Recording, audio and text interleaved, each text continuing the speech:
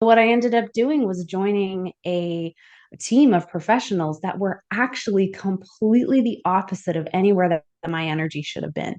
It was a very dark place in my life because it was a very toxic setting.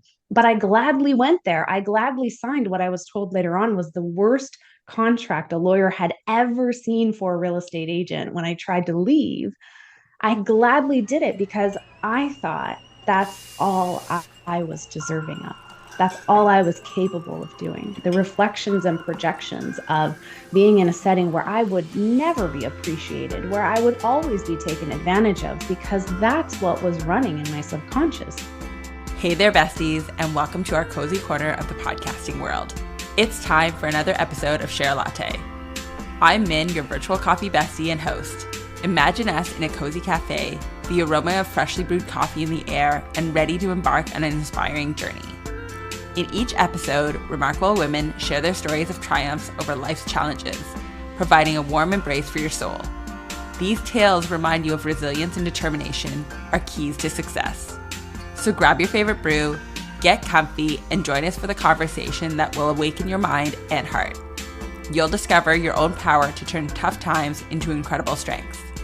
The Share a Latte podcast sprinkles hope and courage and the belief that you can not only handle, but thrive into your day. All right, besties, let's embrace those tales of triumphs and get ready for another awesome episode of Share a Latte. Hey there, latte and podcast lovers. Welcome back to another episode of Share a Latte.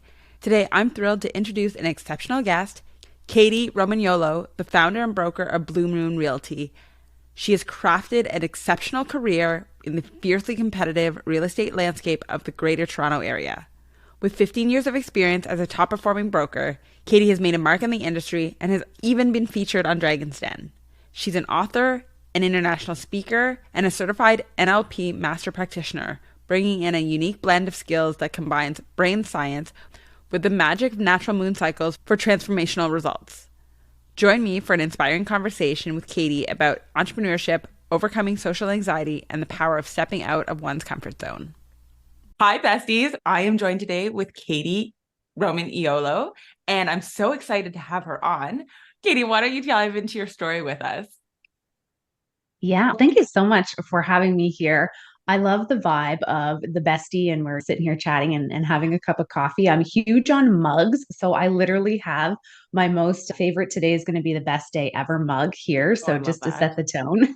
Love So that. thank you. Amazing. And everyone who's listening. My goodness, I am someone who never thought I would be literally here, sitting here, talking to you, doing a podcast.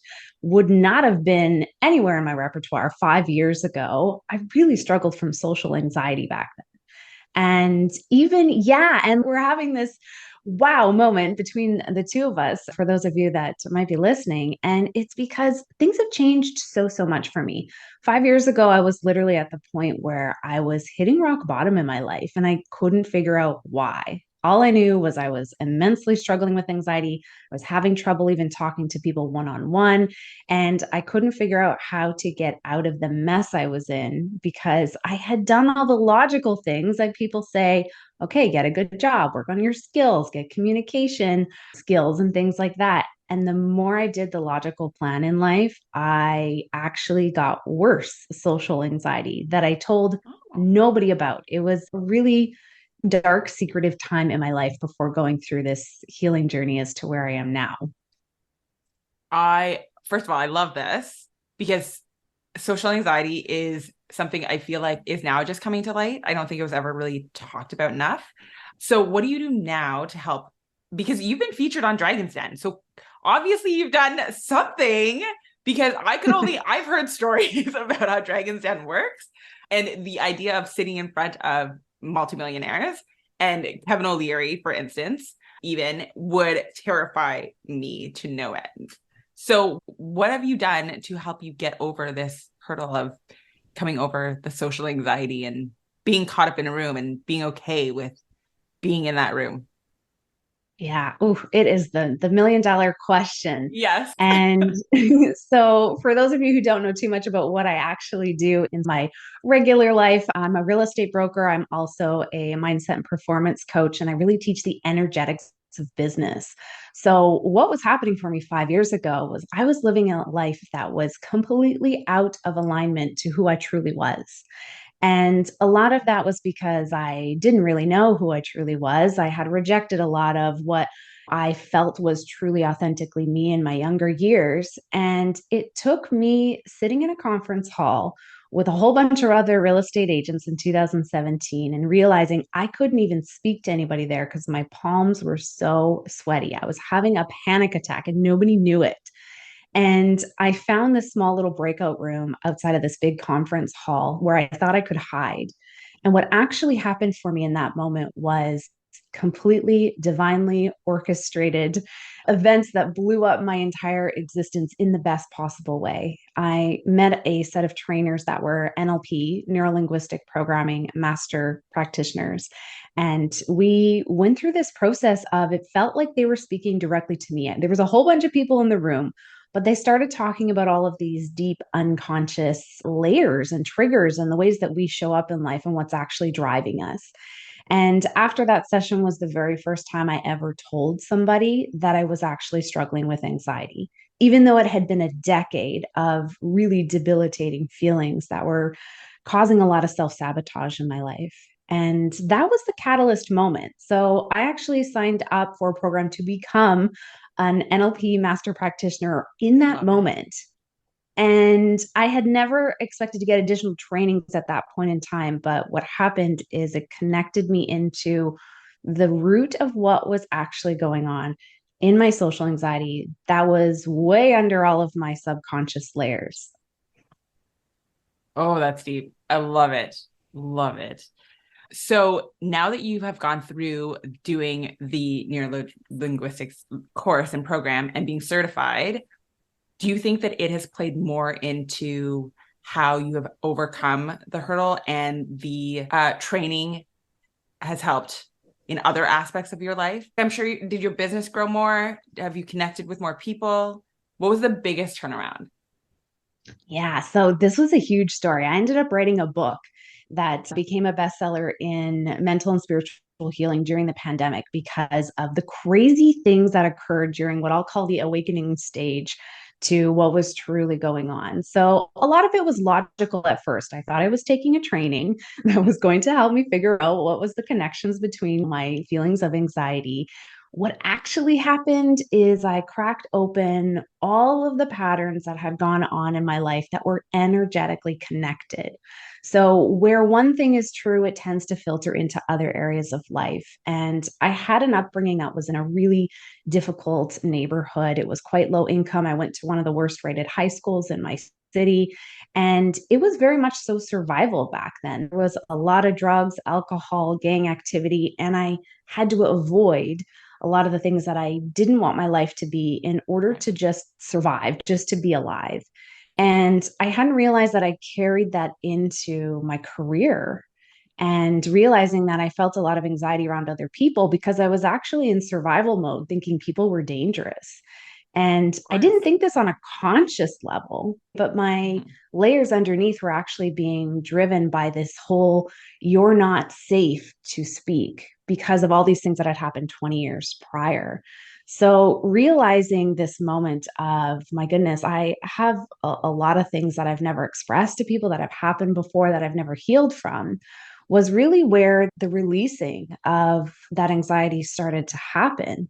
So, fast forward to standing on the stage on Dragon's Den and being there for the craziest reasons. It was so synchronistic. So, I featured my business, Moon Logic, which is all about following moon phases to navigate life and business. And this is a very logical set of business owners that are fierce, Yes. right? Yes. It's a very intense energy. And the first thing you do when you walk in the den is you literally stand there in silence facing them.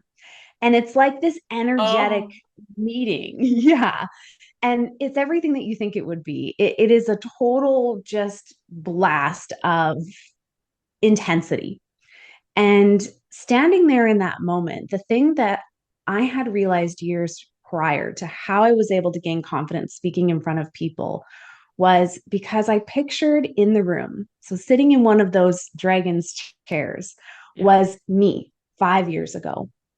And I was speaking to her. So every time I ever have a podcast I'm doing, a bigger performance that I'm doing, the Dragon's Den, it is all about speaking to what I needed to hear back then. So I always connect with stories, and I literally told them the story of why I was there and how much I had struggled at a certain point. And it was an incredible experience for them to really be captivated by that story of just being able to stand there and talk about my business.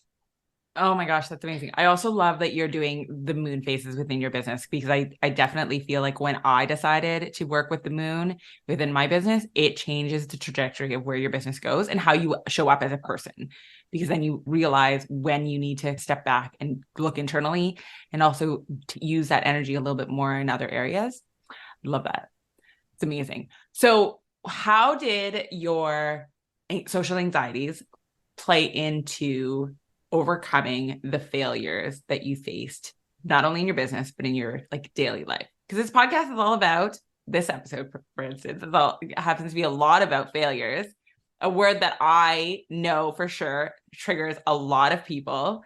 So tell me, what did the social anxiety do to help increase your mentality around failure? And then how did you change the narrative? Such a great question, because anxiety, my goodness, is all about having that disaster film that's running in the mind of the thing we think will happen or won't happen. And it really causes this debilitating stress response that even if we never experience that worst case scenario of the thing that we're projecting to happen, our body physically experiences it over and over again as we think about it. Mm-hmm. So that becomes the running directive as to how you're then going to make your decisions. So if on repeat, I had this disaster film going on in my head that I was going to be too nervous to talk, that I was not going to do a good job, and not realizing that the reason my thoughts were having those expressions was because I felt unsafe. The longer that happened, the more I self sabotaged. So, in order to feel safe subconsciously, that meant don't talk to people. But Right. as a real estate agent who was on a very top producing team that dealt with hundreds of clients a year, when I told myself that I needed to make sure I was in situations where I wasn't going to talk to people, you better believe that will prevent any kind of career growth to Mm-hmm. occur. So, what I ended up doing was joining a team of professionals that were actually completely the opposite of anywhere that my energy should have been.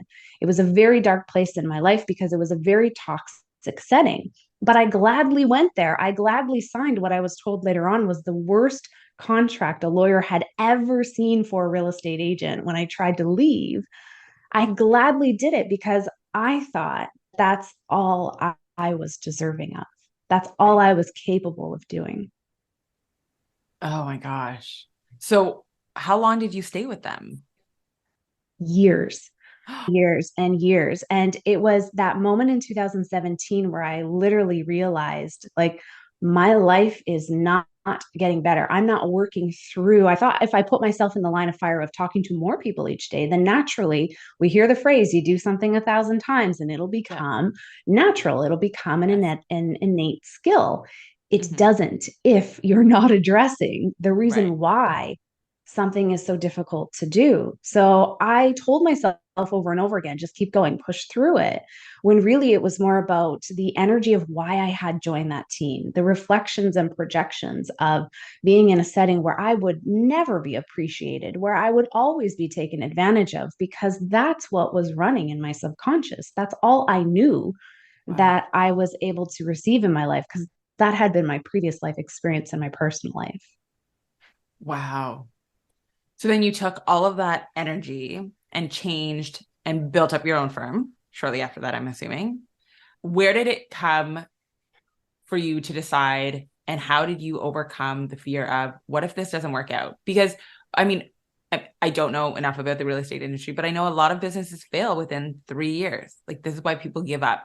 And I think there's also a correlation between how people view their business, where they're going to go, and maybe not seeing the bigger picture. But how did you overcome all of that, knowing that you were now stepping out and having to deal with your own business and having to be the front Mm. woman for all of that? Yeah. So this is where moon phases actually comes into play. And a lot of Okay. people didn't realize that I was doing this within my own life, that I had realized there were certain times of the month where I really felt drawn to going outside and I thought no one could see me or hear me. And I would stand out in the middle of the woods at my property and just stare up at the moon. And it happened to be a full moon. I didn't know a lot about the moon cycles at the time. It was just a really natural thing for me to do and pour my heart out to her because the moon was really the only being or presence within my life that didn't expect or need something from me at a certain point in time. So I started to realize that I was naturally having more energy at certain times to do certain things. I was naturally feeling like I needed to retreat and make changes Mhm. and that at certain time periods. And I started really geeking out on like learning what was I being drawn to? What was going on here? Why did I feel this way? And just applying everything that I knew to be true that I had trained in over the last year in all these different healing modalities and stuff I did for me. I just Mhm. started applying it to my life. So I realized when I felt really excited and lit up about doing something in my life or business, that I would very shortly after start talking myself out of it because of all of the old stories. And realizing that actually occurred during a very specific part of the lunar phase Mhm. and noticing, oh, continually, I've got this self sabotage thing that comes up during what I call the first quarter moon phase. It's about a Right. week in time where we're kind of gaining momentum. So I started really applying what I knew, and my business skyrocketed. And in 6 months, I was able to go from the worst contract that had ever been seen, not able to work with any of my existing clients after being an agent for 10 years, Mhm. to building a business from scratch in a brand new area and meeting my same income level only 6 months later, all on my own. And so people started to notice because they knew I was social anxiety girl before that used to only dress in black and wear her hair tied back and would not show up to networking events. Like I was very reserved and Mhm. cold is often how I was described. Right. And I started doing the opposite of what didn't work for me. So if I knew that cold, reserved anxiety, Kady, always dressed in black, didn't show up and was really reserved, I would force myself to do the opposite. I would wear bright colors. I put my hair down. I would stop being uber extra prepared for appointments and just let it flow. Right. And people started to like that personality, which was the more truer version of me, a whole lot more than the person I thought I had to be in order to be successful in business. That is a massive way of pushing yourself out of your comfort zone. So did you go have to go out and get new pieces for your wardrobe and have to step into this new woman that you were envisioning now? And how Yeah. did you do So that? here and there, yeah, Yeah. I totally did. And I like to think of this as identifying who you want to be, noticing that those Mhm. traits that you're liking in somebody else or that you're really seeing as, oh, I wish I was more XYZ. They are inside of you. It's just we haven't given ourselves permission to actually be that. So I would try on different identities and say, this part of me, I'd really like to express. I feel like I'm fun and outgoing. I just never let myself do it. So I would go to a networking event where nobody knew me, and it gave me permission to be what I wanted to be in that moment. And I slowly crafted, I think, the truest version of who I am by finding all these little bits and pieces of things that when I acted that way, it felt really good. When Right. I was able to be warm and bubbly instead of straight faced and hard negotiator, it felt really good. It was actually me, and I didn't know that it was. Oh, I love that you were able to tap into that version of yourself through also external stimulants and filters, as well as making yourself and pushing yourself into that version. That's amazing. I love that so much. So, what would you say now if somebody was looking to overcome their social anxiety? What would be the first thing that you would tell them to do? The 1 minute movie is always my first step. This works incredibly. So before you go to sleep, we have this state of mind. Our brain goes into a certain wavelength that is Yeah. very suggestible, right? And we hear this with sleep hypnosis and meditations, and it's beautiful. It's a wonderful thing. So, what if right before you went to bed, you were able to put yourself in a place for just a short period of time that was actually what you wanted instead of the disaster film that's running? So we communicate highly with visualization, and we have all these thoughts internally, and they make pictures in our minds. We don't often realize that we're actually running this movie visually every moment of the day. What I started doing, this is an NLP technique that really helps to rewire the brain. And this is used a lot in even sports performance. A lot of the athletic trainers use this particular method to increase skills without actually doing the physical task of exercising the skill. And this is where you're just going to close your eyes and you're going to envision where you're going to be when the thing that you're worried about doesn't actually happen. It happens the best possible way that it could. So, say it's an appointment that you need to go to, and you're struggling with the idea of having to speak to someone or speak in front of other people at a meeting or something like that. And normally it's the worry that happens on repeat about, okay, what'll happen? What if I don't have the words? What if I forget? What if I this and all these things? Right. Instead, decide what is the best possible version of events that can happen. And I really like to amplify this in a fun and silly way. So when I first started speaking on stage and I thought, oh my goodness, I'm going to pee my pants. Like I literally think so nervous.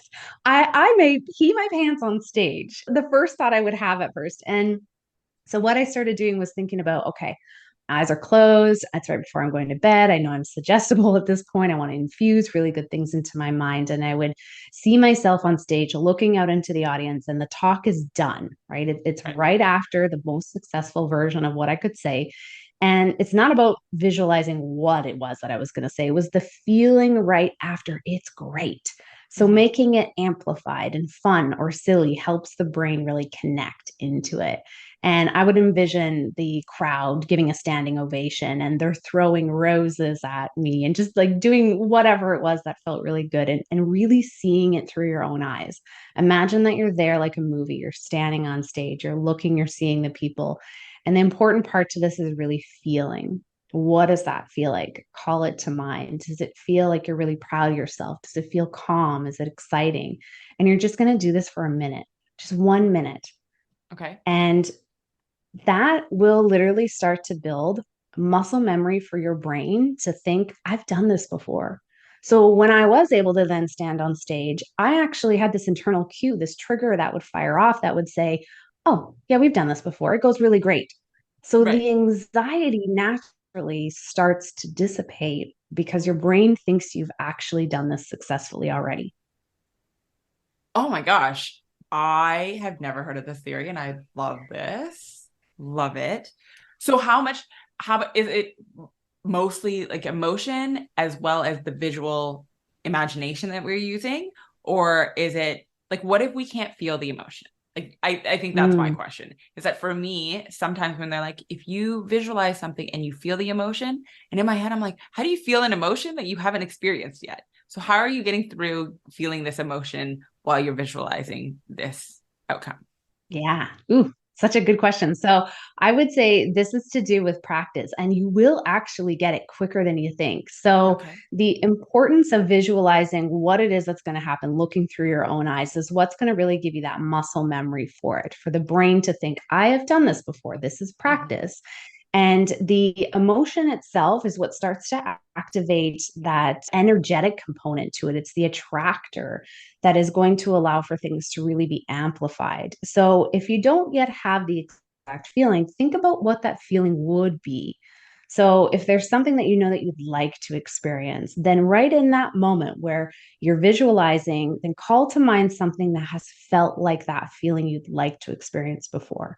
If it's gratitude, what is something you were really grateful for at another point in time? And just see if you can capture just the tiniest moment of it.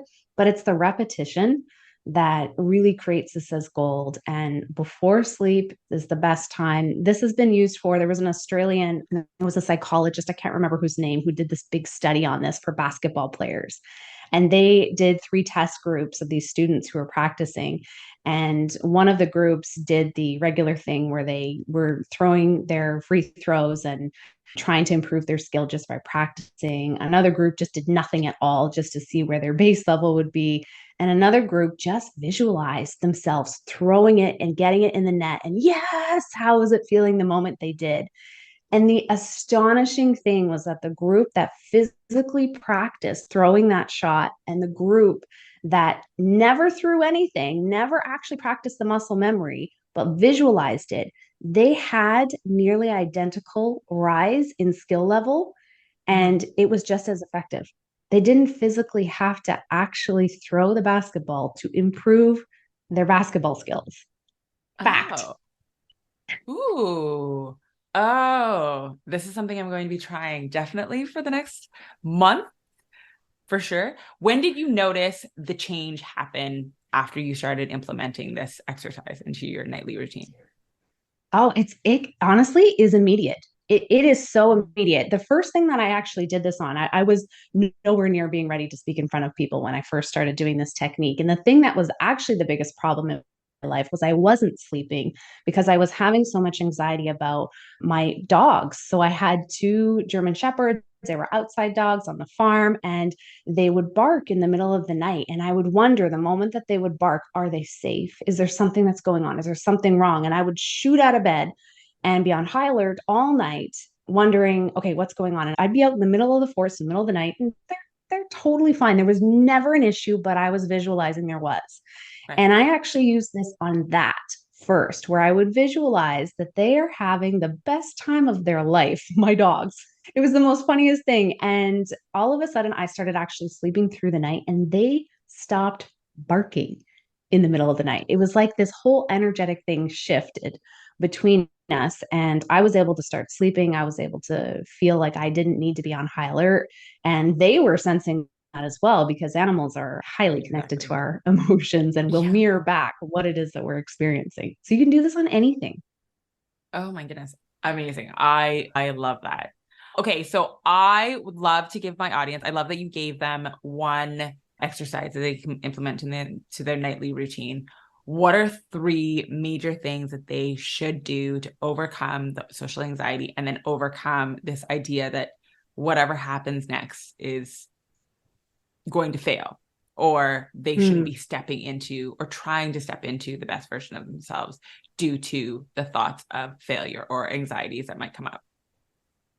Yeah, so we are cyclical beings. We naturally do this same cycle of events when we want to step into something new. And the Mm-hmm. mind will tell us the unknown is All the time. dangerous, Yes. right? Whether it's Yes. really good or not. Yes. It just does. It's a protective mechanism. So there's this cycle that I really encourage others to follow if you are moving through the steps of stepping into something that feels really scary or has anxiety that's attached to it. And it's first identifying. So it's a quiet phase. And you can do this in stretched out over a month, over a week, over a day, over 5 minutes, depending on what it is that you're dealing with that you want to step into or say yes to or do in your life. And it's first about going quiet and really allowing for yourself to see what you haven't seen before. So if you have this really exciting thought for just maybe even a fleeting moment, oh, I'd love to speak on a podcast, maybe is something that you'd love to do. But then all of a sudden the thoughts come out, oh, I don't know if I can do that. I don't know how to speak. What if I don't know what to say? Those are the thoughts that come up of self sabotage right after. So allowing yourself first to close your eyes and really connect into what have you not seen before. So are you only thinking about what could go wrong? What haven't you seen before that could actually go right? It's about turning yourself in the direction of towards thinking rather than away from everything you want, because there's all the excuses of the things that are the what ifs. So it's that first turn in direction, and that can happen in an instant, or it can take some time of continually reminding yourself of what do I need to turn towards. Mm-hmm. And then the next thing, and this honestly has worked so well in my life, is to do the opposite of what is not working. So if you're Okay. continually having the same issue, whether it's in a relationship or career or finances, and you're not getting the result that you want, but we habitually will do the same thing Yes. over and over again because it's a comfort, what's one thing that you can do that's the opposite of what your brain would naturally tell you to do in that moment? And it will feel uncomfortable. It most definitely will. So, in that moment when you feel uncomfortable, it's about connecting back into what will happen if I'm able to be on the other side of this. Because a thing called entropy is happening where we tend to feel like we're under pressure. We've put a lot of things on our plate over and over again. And the moment where something really good comes along that's going to actually shift our lives into the way we want to be or have things that we haven't had before, we tend to start decommitting and taking things off our plate because it feels uncomfortable. But the moment when we can actually do the opposite and put something lovingly on our plate that it will actually move us towards the thing we're afraid to do, what happens is instead of it going as a disaster and being, oh my goodness, why did I do that? We release something inside of us that has been held back. And it actually causes that funnel that maybe feels really full of pressure in our life to blow out the other side. And now you're in this new way of thinking where you're doing something new that's creating new Mhm. neurology. Oh, So okay. doing the opposite. Oh, I love that. I think it's the fear of doing the opposite too, right? Like you stepping Yeah. into this comfort zone is so much more difficult than I think people. Did you, when you stepped out of your comfort zone, did you do it from a place of I'm ready to step out? Or did you just say, I'm just going to do it and hope it lands? Or what was it that you were like, I've had enough. It's time for me to step out of this comfort zone. Because I'm going to tell you, like when I decided to launch my business, I remember thinking, I'm doing this because I can't stand the status quo anymore and I need to change. But there are points in my business and even in my regular everyday life where I think to myself, I'm not ready to level up. I'm not ready to do it. So sometimes I feel like I'm forced to level up, and other times I make that conscious decision. So when we're forced to level up, what are you suggesting that we do? And what did you do when you were forced to level up? Yeah. Oh, you hit the magic I words. And I know. got goosebumps when you said, though, I feel like I'm forced. And it is so true for everybody. And I think that's so important for all of us to hear. Mhm. And it's this way of either going into the change where our life is evolving to and where we're leveling up with either power or force, because one way or another, likely we're going to get moved towards the thing that we are trying not to move towards. And we Absolutely. will never feel ready. Like the hot truth about it is the moment when you're going to do something, you never internally feel ready because we've got that piece of us that will say, is this safe? Is this Yeah. what people expect of me? Is this whatever it is that comes up for you? So knowing that you will never feel ready and doing it anyways can be a comforting thought, knowing that even these really amazing high achievers will talk about leveling up and not feeling ready when they're moment that they're doing it, but it's the doing it anyway. And that's where that opposite action comes into play a lot of the time. And it's like the tower card in tarot, Yes. where if you're trying to build a life Mm-hmm. towards something that you really want, but you've never had it, your foundation for what your existence is may not actually support the life you want. So, me living as a recluse, as a person that was not allowing anybody in their life or for friendships, or I was very closed off to receiving, but yet I wanted to have this business that I dreamed of. The two didn't work because the foundation I had for my life didn't actually support that business. So, it had to crumble away. Mm-hmm. And that meant leaving that really toxic team. And that meant getting some new skills. And that meant having some really tough conversations. That meant selling my property and moving to another area. It meant a lot of things. And in order to do that, we either get to a point where we decide things are so bad that I have to do this. I got no other choice. That's the force. It can't get any worse than Right. this. So I might as well do it. Or we can see where the discomfort is starting to happen in which area of our life and know that is connected to the thing you're called to do. Is there discomfort somewhere? Because that is where you are called to make a change. Don't wait to be forced. You're never going to feel ready. Just take one tiny step. That's the opposite of what old self would have done. And it starts to move that forward without feeling like the whole world is crumbling down. I've had the everything crumbling down in order to get to where I am. And it doesn't need to be that hard. Yeah, I think, and it's stepping into, you don't want things to come crumbling down. Nobody wants things to come crumbling down, but when things come crumbling down, I think that's really the moment where the universe or God or whatever you believe in is really telling you that, like, I'm trying to get you back in alignment, child. Like, you need to remind yourself that Yeah. this is an alignment calling. and stepping back into that. I Yeah. love that you've changed and given us so much about how to step into the better versions of ourselves and how to overcome the social anxieties. And I'm hoping that the audience has gotten just as much out of this as I have. I am going to put in the show notes your socials, but how can people connect with you? And do you also offer the L or NLP to clients outside of your real estate business? Yeah, most definitely. So I work with heart-led entrepreneurs, and a lot of the time that's real estate agents because it's where I Yes. tend to ground my life. But my goodness, anyone who is looking to lead a life that is from their calling, and a lot of the times in the uncomfortable zone, but there's something you want to grow. It is just my passion to really uplift entrepreneurs. It's a hard road to want to do something and feel held back from it. And oftentimes it's ourselves that are doing that. So I primarily do that through Moon Logic Magic School, which is where I teach those natural phases and connect into the energetics, how to stay in flow and finding your alignment and coming back to it when things get tough. And it really does work in any industry. So I absolutely love to hang out on Instagram. And I'm just Kady.Romagnuolo there. So it's probably the best place to connect with me, or you can check out moonlogic.school for the details on that community. Amazing. Have you tried out Threads? Since this is being recorded shortly after Threads has been released. Oh my goodness. I haven't yet, and I have seen it 50 million times.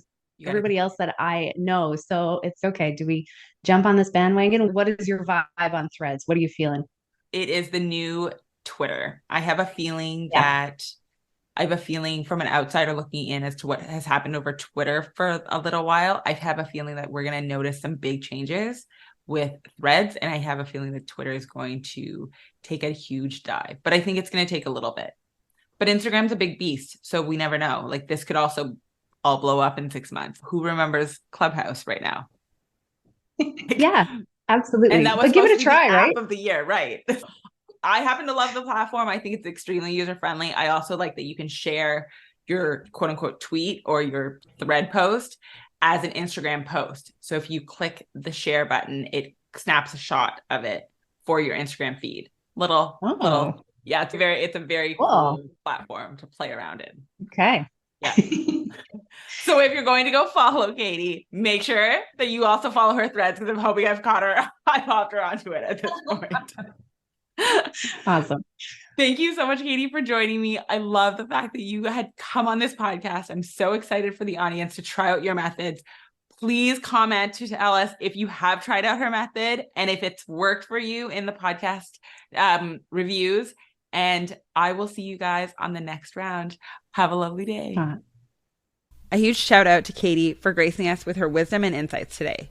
Remember to check out the real estate expertise of Blue Moon Realty Inc. and explore the transformational world of Moon Logic for heart-led businesses. Until next time, brew your dreams, take that leap out of your comfort zone, and as always, keep sharing those lattes. If today's episode warmed your heart, please hit that subscribe button and join me on future journeys. Enjoyed the chat today? Your thoughts and feedback mean the world to me, and they really help others find the magic in Share a Latte. Every story enriches our journey. Remember, you can turn your trials into triumphs and your scars into stars. Keep believing and keep chasing those dreams. This is Min taking her last sip from the Share a Latte podcast, where life happens and coffee helps.